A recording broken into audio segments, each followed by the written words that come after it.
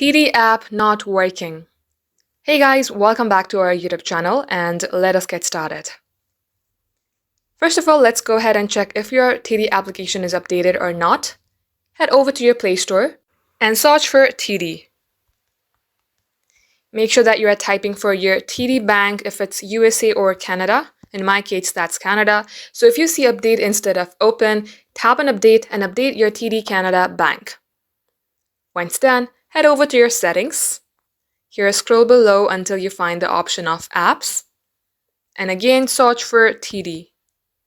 Now tap onto your app and come below onto storage. Tap onto storage and you have to clear the app's data. Before that, make sure that you know your credentials. Then tap on delete. Come back and see if this fixes your problem. If it's still not working, then long tap onto your TD Canada app. Tap on uninstall and tap on OK. Reinstall this application again from your Play Store or your App Store and try getting logged back into your account again, and that will definitely fix your problem. Thanks for watching the video till the very end. We will catch you up in our next upload.